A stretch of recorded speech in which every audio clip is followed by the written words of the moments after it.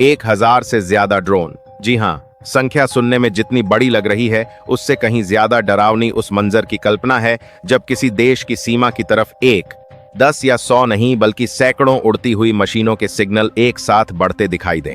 Radar की screen पर लगातार चमकते निशान, कंट्रोल रूम में बदलती तस्वीरें, निगरानी सिस्टम से आती चेतावनियां और अग्रिम मोर्चे पर तैनात जवानों के सामने केवल कुछ मिनटों का समय।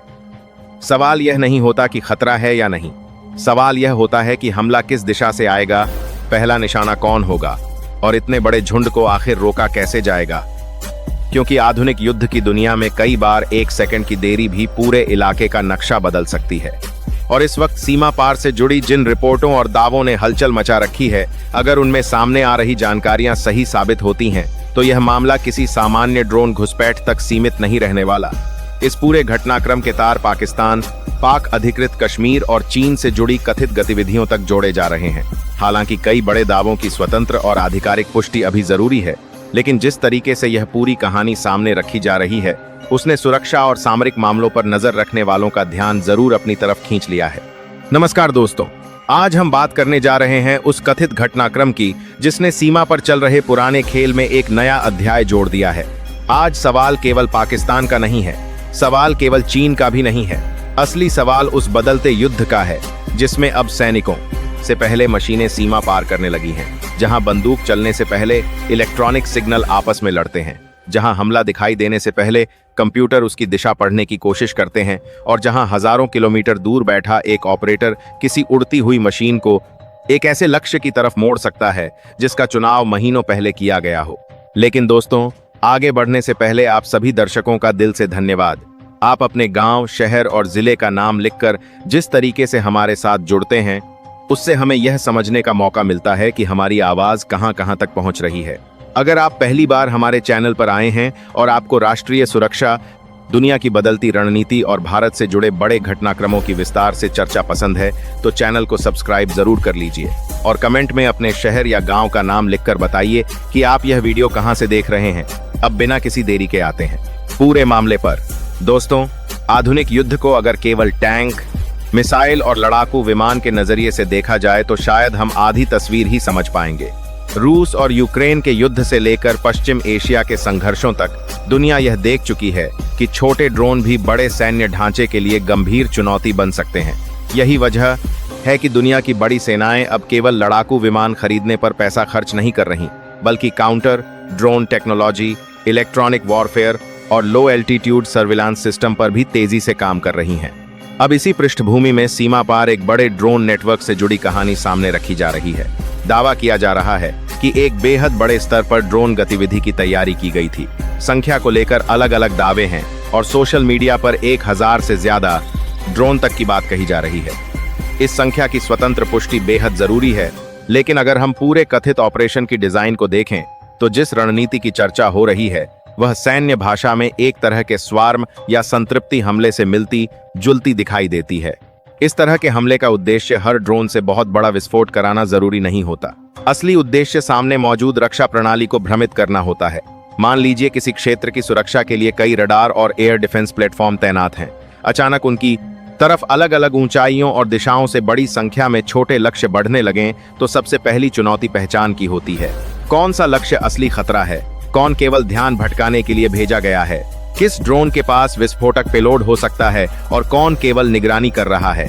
अगर डिफेंस सिस्टम गलत प्राथमिकता तय कर दे तो कम खतरनाक लक्ष्य पर महंगा इंटरसेप्टर खर्च हो सकता है और ज्यादा खतरनाक ड्रोन आगे निकल सकता है।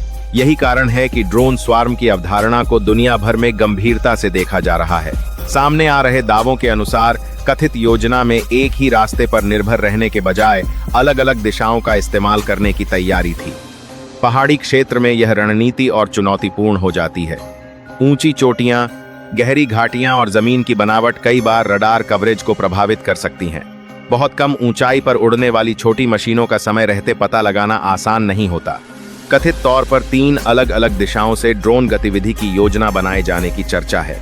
एक रास्ता अग्रिम चौकियों के आसपास दबाव बनाने के लिए, दूसरा संचार और निगरानी नेटवर्क की तरफ तथा तीसरा सप्लाई और रसद से जुड़े इलाकों की दिशा में इस्तेमाल किए जाने का दावा किया जा रहा है। फिर दोहरा दूं कि इन विशिष्ट ऑपरेशनल दावों की स्वतंत्र पुष्टि अभी सामने नहीं है, इसलिए इन्हें अंतिम तथ्य नहीं बल्कि सामने चल रही रिपोर्टों और दावों के संदर्भ में समझना जरूरी है। लेकिन सवाल यह है कि अगर इतनी बड़ी तैयारी वास्तव में चल रही थी तो उसका पता कैसे लगाया जा सकता है। यहीं से कहानी का तकनीकी हिस्सा शुरू होता है। किसी भी ड्रोन की मौजूदगी केवल उसकी तस्वीर से नहीं पकड़ी जाती। आधुनिक निगरानी सिस्टम अलग अलग प्रकार के संकेतों को जोड़कर एक तस्वीर बनाने की कोशिश करते हैं। रडार किसी उड़ती वस्तु की दिशा और गति के बारे में जानकारी दे सकता है। इलेक्ट्रॉनिक निगरानी उपकरण संचार से जुड़ी फ्रीक्वेंसी को पहचानने की कोशिश कर सकते हैं। ऑप्टिकल सेंसर दृश्य या थर्मल सिग्नेचर देख सकते हैं।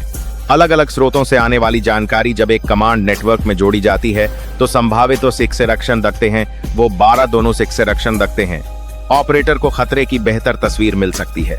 यानी आसमान में उड़ती मशीन सोच सकती है कि वह अंधेरे में छिपी हुई है, लेकिन उसके इंजन, कम्युनिकेशन लिंक, उड़ान का पैटर्न और गति कई बार उसके बारे में महत्वपूर्ण संकेत दे सकते हैं। कथित घटनाक्रम में भी यही दावा किया जा रहा है कि असामान्य हवाई गतिविधि पर नजर रखी गई। शुरुआत में कुछ सिग्नल सामान्य निगरानी उड़ान जैसे दिखाई दे सकते थे, लेकिन जैसे जैसे संख्या और पैटर्न बदलने लगा, खतरे की तस्वीर गंभीर होती चली गई। अलग अलग दिशाओं में उड़ रहे लक्ष्य अगर अचानक एक समान समय पर किसी खास क्षेत्र की तरफ बढ़ने लगें तो यह संयोग नहीं माना जाता। कंट्रोल रूम में मौजूद तकनीकी टीमें ऐसे समय पर केवल स्क्रीन नहीं देखती। हर ट्रैक को एक पहचान देने की कोशिश होती है। उसकी स्पीड क्या है, ऊंचाई कितनी है, वह दिशा बदल रहा है या पहले से तय मार्ग पर चल रहा है, क्या कई उड़ती वस्तुओं के बीच कोई समान पैटर्न है, क्या उनके संचार संकेत एक ही नेटवर्क से जुड़े दिखाई देते हैं। दावा किया जा रहा है कि कथित ड्रोन गतिविधि में कुछ ऐसे पैटर्न सामने आए जिन्होंने खतरे की घंटी बजा दी। इसके बाद निगरानी को और मजबूत किया गया और संबंधित रक्षा नेटवर्क को अलर्ट मोड में लाने की प्रक्रिया शुरू हुई। अब यहाँ एक बात समझना जरूरी है। फिल्मों में हम देखते हैं कि रडार पर निशान दिखाई दिया और तुरंत मिसाइल दाग दी गई। वास्तविक दुनिया इससे कहीं ज्यादा जटिल होती है। किसी भी उड़ते लक्ष्य को नष्ट करने से पहले उसकी पहचान और खतरे का आकलन बेहद महत्वपूर्ण होता है, खासकर सीमावर्ती क्षेत्रों में जहां अलग अलग प्रकार की हवाई गतिविधि हो सकती है। लेकिन जब किसी नेटवर्क का पैटर्न संगठित हमले की तरफ इशारा करने लगे तो प्रतिक्रिया का समय तेजी से कम होने लगता है। सामने आ रहे दावों के अनुसार इसी चरण पर काउंटर ड्रोन सिस्टम सक्रिय किए गए। इन सिस्टमों के बारे में सार्वजनिक तौर पर हर तकनीकी जानकारी उपलब्ध नहीं होती और सुरक्षा कारणों से होनी भी नहीं चाहिए। रणनीति को दो बड़े हिस्सों में समझा जा सकता है, एक इलेक्ट्रॉनिक प्रतिक्रिया और दूसरी भौतिक रूप से लक्ष्य को रोकने की कार्रवाई। इलेक्ट्रॉनिक प्रतिक्रिया में किसी ड्रोन के कंट्रोल या नेविगेशन से जुड़े संकेतों को प्रभावित करने की कोशिश की जा सकती है। अगर कोई मशीन लगातार बाहरी नियंत्रण पर निर्भर है और उसका संपर्क टूट जाए तो उसका व्यवहार उसकी प्रोग्रामिंग पर निर्भर करेगा। कुछ मशीनें वापस लौट सकती हैं, कुछ निर्धारित जगह पर उतरने की कोशिश कर सकती हैं और कुछ पहले से फीड किए गए मार्ग पर आगे बढ़ सकती हैं। इसी वजह से हर ड्रोन के खिलाफ केवल जामिंग पर्याप्त नहीं होती। कुछ आधुनिक ड्रोन पहले से प्रोग्राम किए गए मार्ग पर उड़ सकते हैं। ऐसे में उनका बाहरी कंट्रोल लिंक बाधित होने के बावजूद वे अपने रास्ते पर आगे बढ़ने की कोशिश कर सकते हैं।